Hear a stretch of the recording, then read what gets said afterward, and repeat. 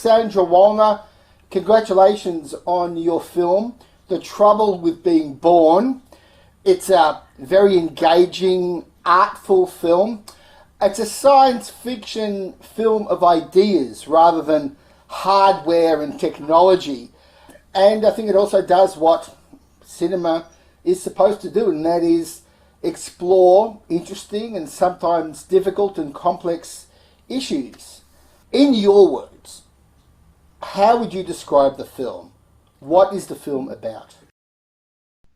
Well, thank you, Jim, for talking to me and for this nice introduction. This film is as I always would say, it's in a way an anti-Pinocchio film. It's a film about an android that does not want anything but what it is programmed to want. And it does not care what that is, whether it's the darkest wish or the lightest thought.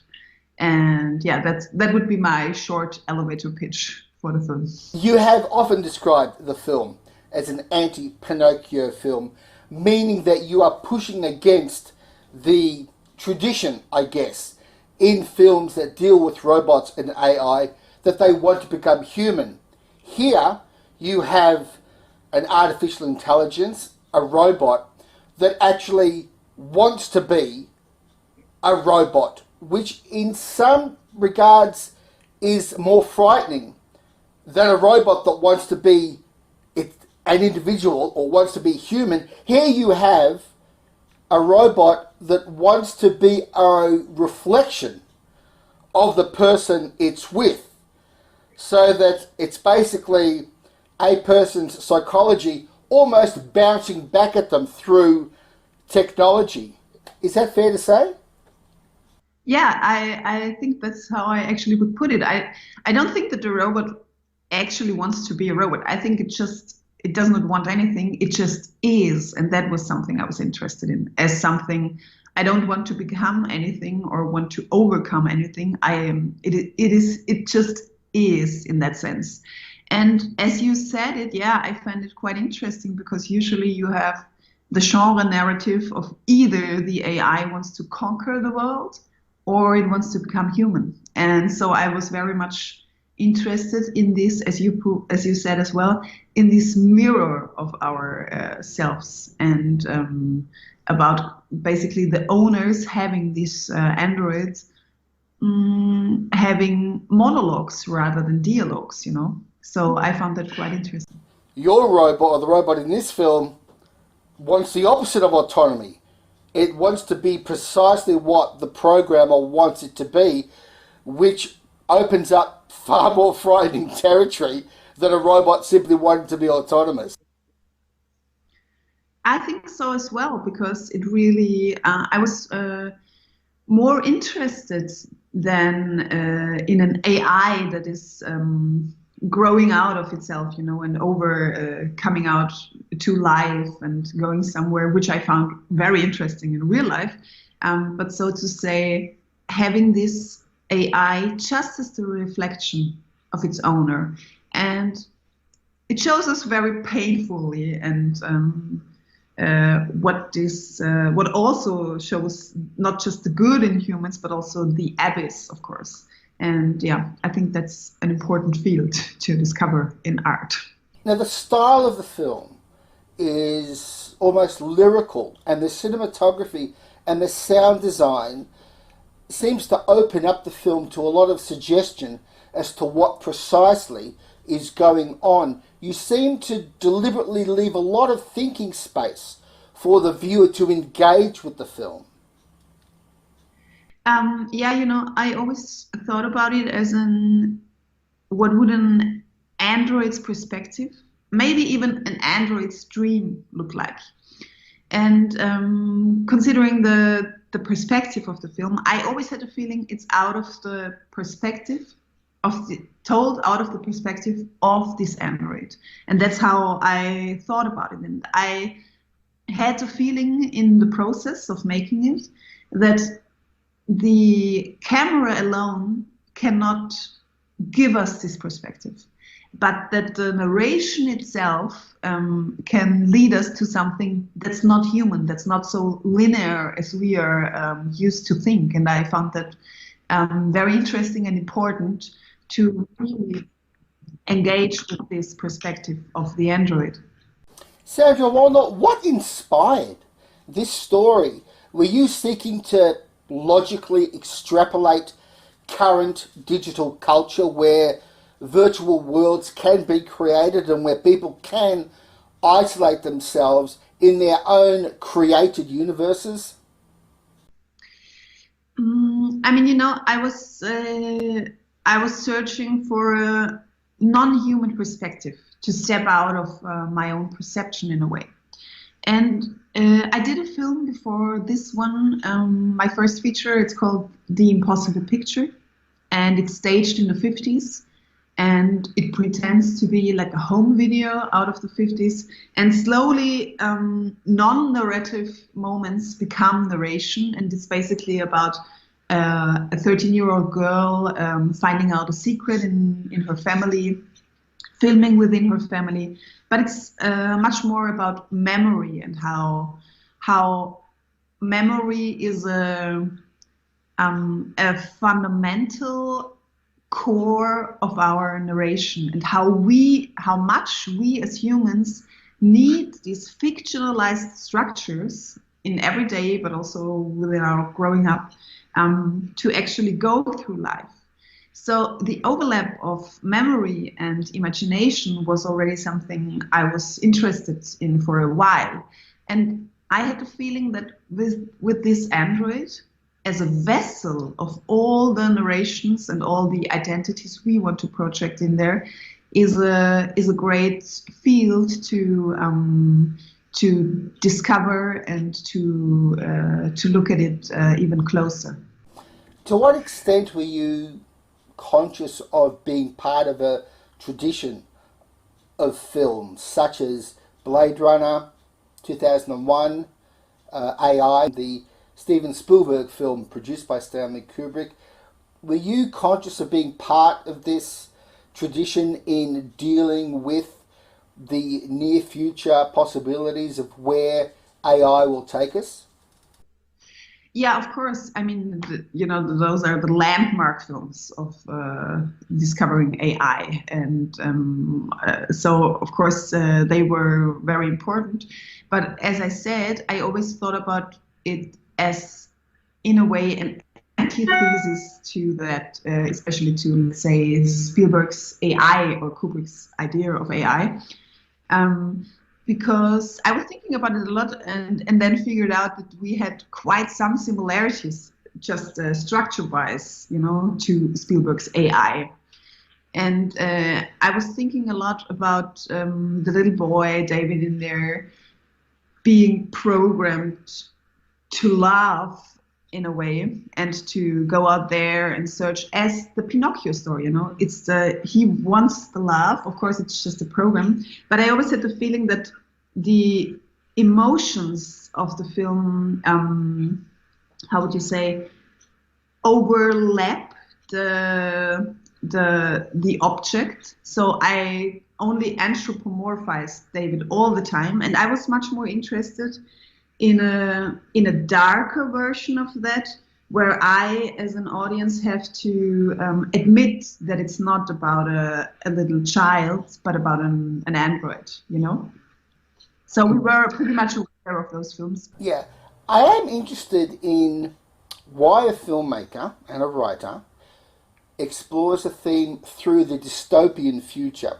We have so many films set in the future and the near future, and in the case of your film, the very near future, always taking a dystopian view of how things might work out or not work out. Can I ask you, why go down the dystopian route and not, Sandra Wollner, the cheerier utopian route?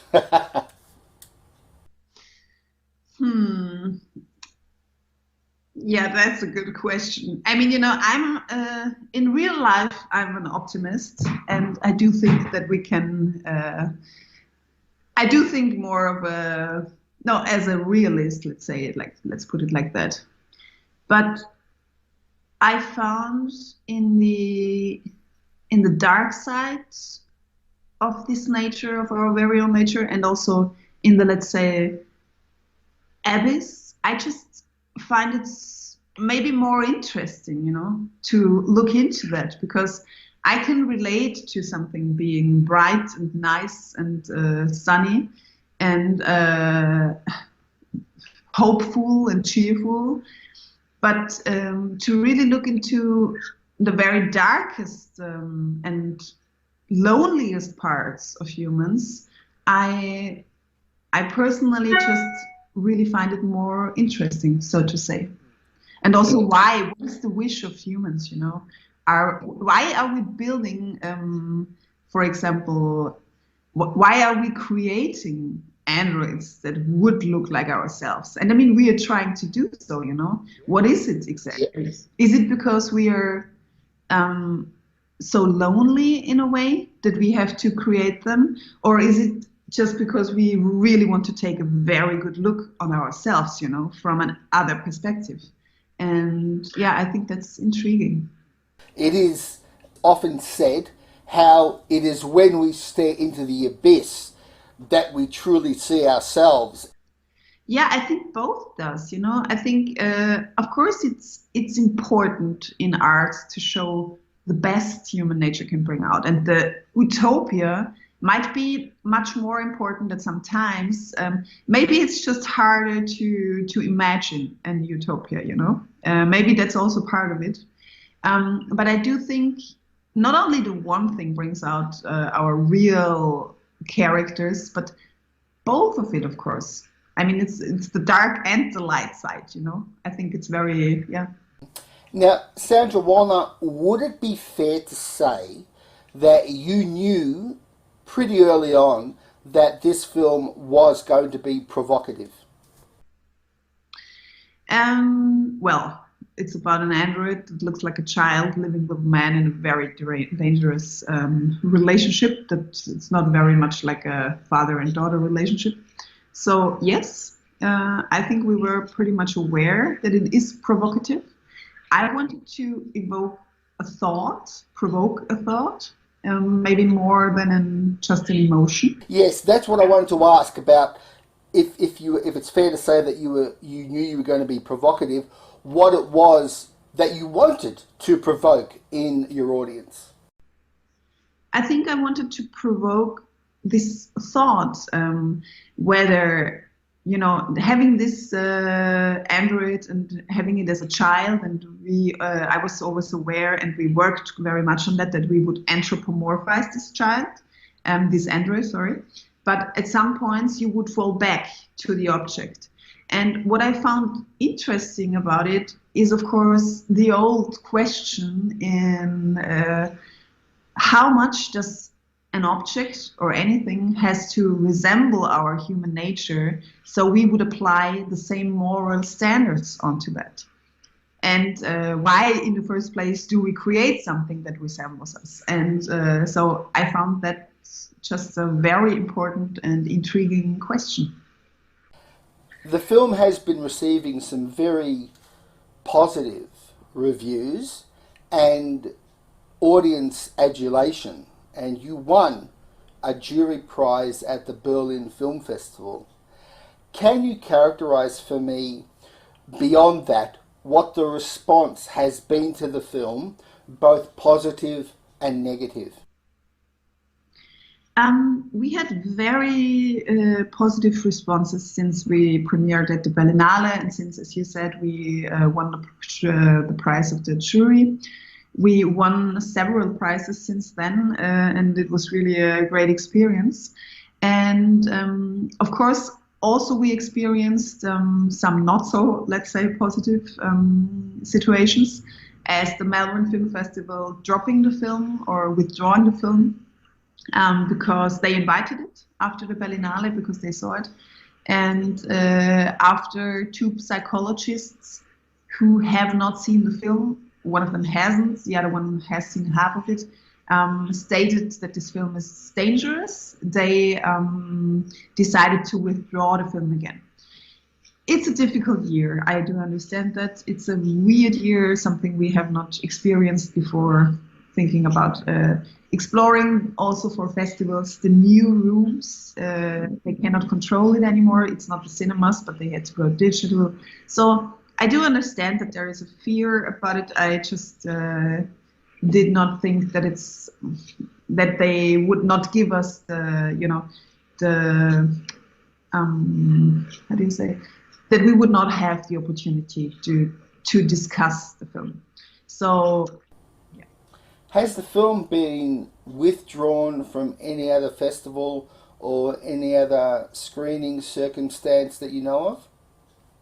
No, it has not been withdrawn. But we had some, usually, the complaints come from people who have not seen the film, because you can very easily reduce this film to a clickbait headline. And if you go just for it's a dangerous and sexual relationship between this man and this very young-looking android, you can easily sell it and make a scandal out of it. And so usually we just had complaints or bad receptions from people who have not seen the film yet. It's like a ghostly mob. Let me ask you how you felt when you heard that the Melbourne Festival, given that it was a virtual festival and not with actual screenings, with people going to cinemas, what was your first response to the film after having been accepted being dropped? It was so, that went down so quickly that we could not even think about it, because the first thing we thought is that we created something that might be considered as illegal in Australia, because that's what one of the psychologists stated, that it's child exploitation material. And so we were not, I discussed it with my team and also with the lawyer of our production company. So, okay, is there any chance that this is true? Which it's not, obviously. But yeah, so it really went down quite quickly. And I did not know then who was the hen and who was the egg and where this all came from. So yeah, we just, the one thing we found very troubling from the beginning was how they stated their withdrawal, because, they assured me in the very beginning that it's a discovery of this year's Berlinale and of this year's films. And then suddenly the film became a danger to the community. And that was something I found a little too troubling.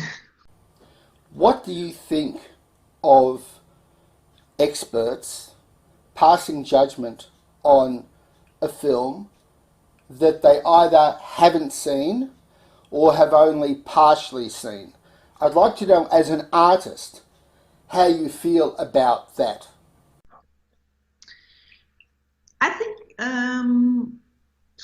well, anyone can judge a film, and there are a lot of experts out there who are not experts, but I think it's from a professional point of view, as a forensic psychologist, as they judge the film, there might be some thought about it that is interesting, and I don't think that per se the judgment of someone is the problem. I do think the problem is that if you leave the judgment to these experts, and if you let them decide whether something should be shown or not, this is the problem, not the judgment itself. It's interesting because you need to talk about it, and actually it would have been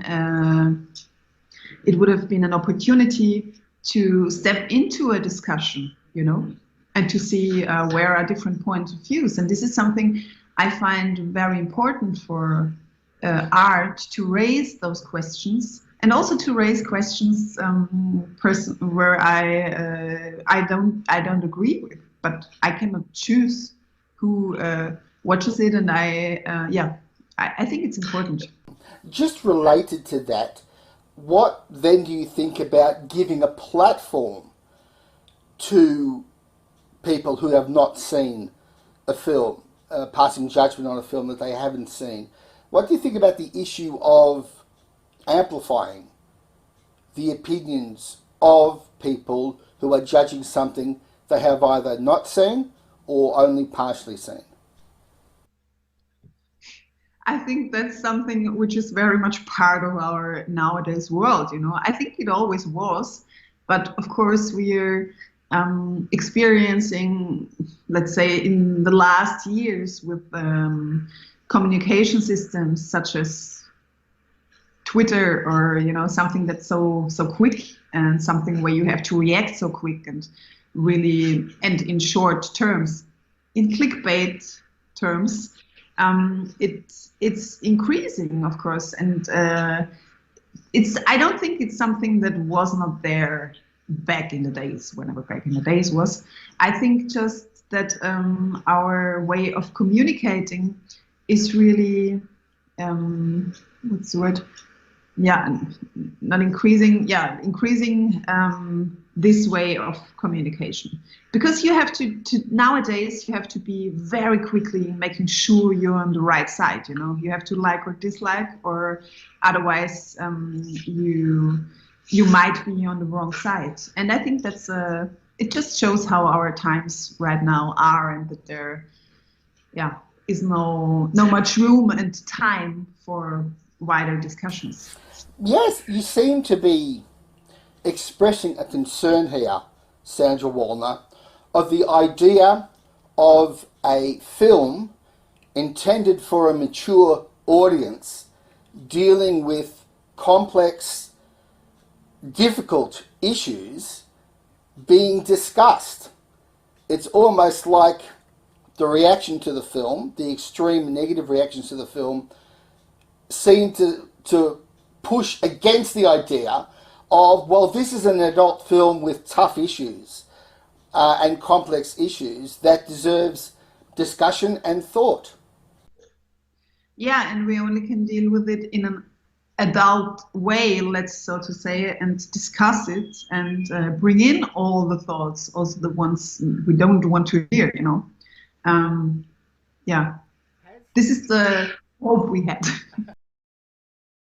Has the experience with the Melbourne Film Festival put you off submitting another film to the festival? Will you submit more films, future films, to the Melbourne International Film Festival, given the experience you've had so far? Yes, I think I would. I mean, you know, I'm not... it's easier to talk about, you know, if it would not be my film, but a different film, I might see it different, and then I maybe would jump on the train and say, okay, this is censorship. But with the own things, I mean, I do understand their situation this year. I just didn't understand the statements or the way they stated it, because they could have made this different. But I you know, I don't have very high, how do you say, dogmas that I would say, okay, now I have to ban the festival. I mean, they already came up to me and offered me to show the film, but we didn't discuss it yet, because they always said that they were very much afraid of the online version and the online version of it, and not having the control about the rooms, you know. So I do understand it, even though I didn't have the feeling it has a very broad artistic backbone. But I would not say that I would never again, you know, bring a film there. I mean, that would be stupid. We can look forward to future films from you coming to the festival. Yeah, I do hope so. And I mean, since The Trouble with Being Born is the, you know, it's the first country it's going to be distributed in is Australia. I mean, I found that quite a great turnaround. Sweet irony. Yeah, it's great. It's a great country, obviously. Listen, I did just want to just address just one aspect of the response, the harsh response to the film. The idea that people if they were able to see the film at home, would be able to use it for perverted reasons.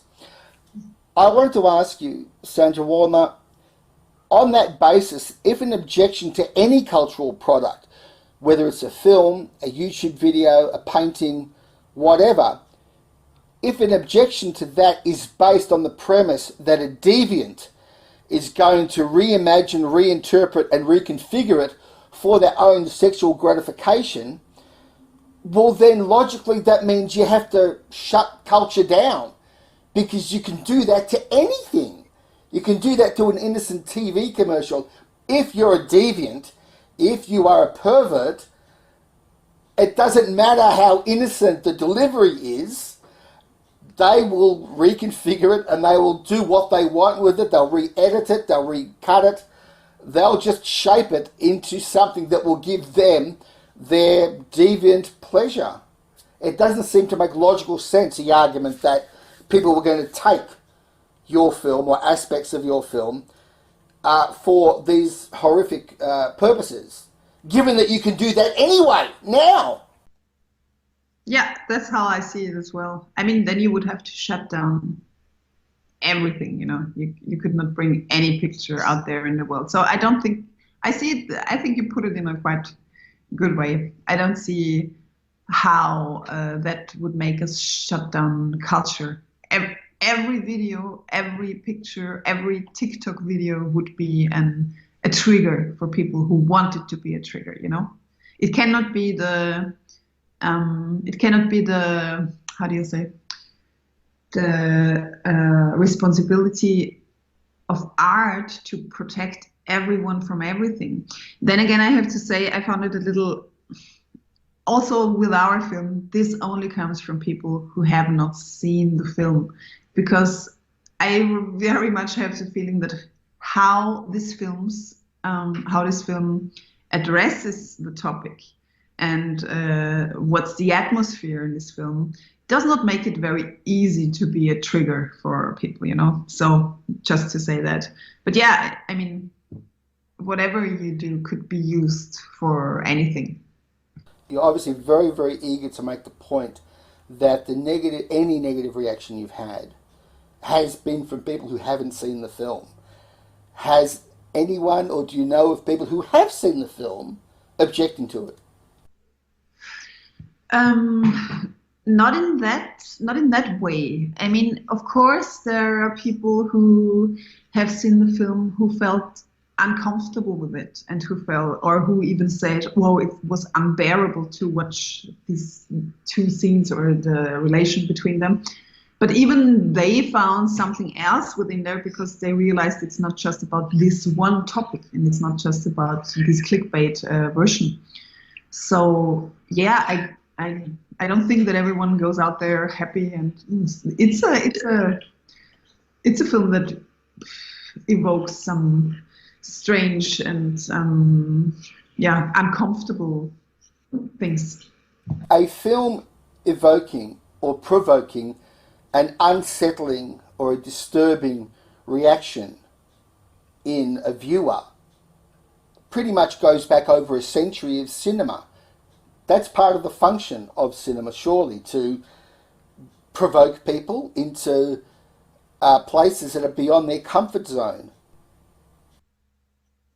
Yes, I think so too. It's the definition of art, and it's as important to show the best human nature can bring out. I don't say just show the abyss, but if we would not show also the abyss and those things where we don't feel comfortable with, it just would not be a real how do you say? It just would be a lie, you know, if you leave out all the dark parts. Now, Sandra Wollner, here comes the one question I really wanted to ask you. I'm very keen to know about the title of the film. Are you referencing Sophocles, who said that, you know the saying about how, sometimes the greatest gift is never to have been born? Exactly.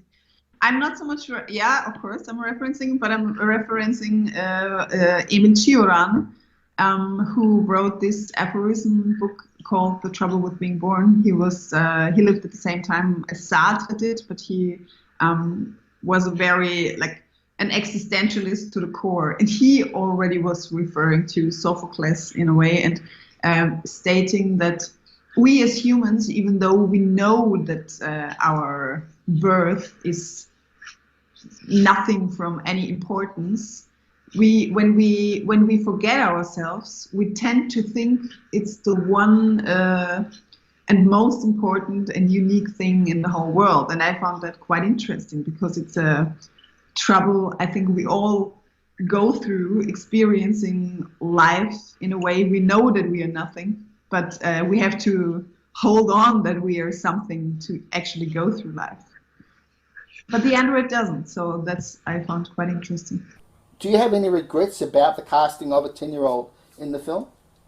No, absolutely not. I mean, we were searching for quite some time for the right actress, and we were just so lucky to have found Lena Watson, which is a stage name, of course, and her family.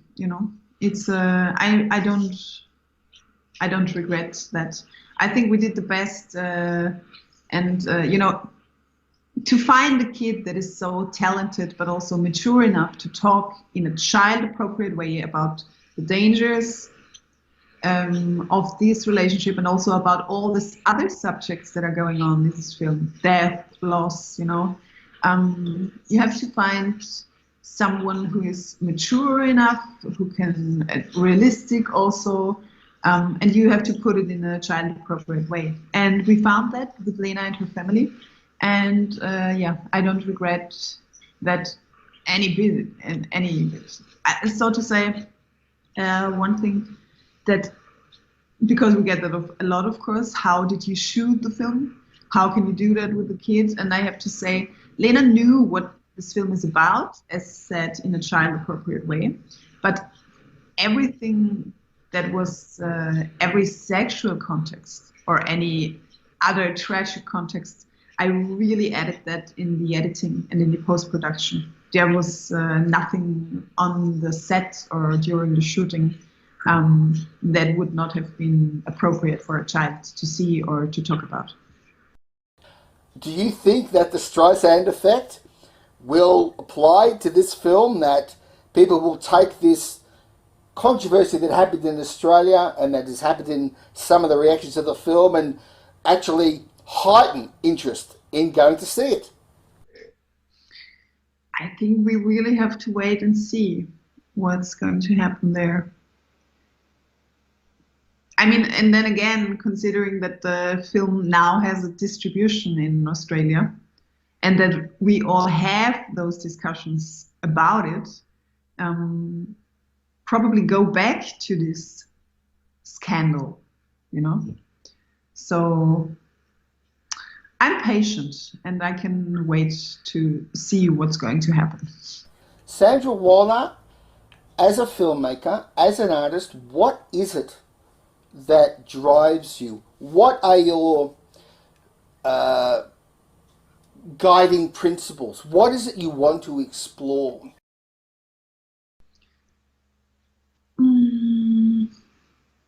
I think, at least with the films I made for now, I really want to explore a core of human nature. And within the last two films, it was as I said, overlapping of memory and imagination, and how these fictional structures and narrations are the core of our lives and why we need that.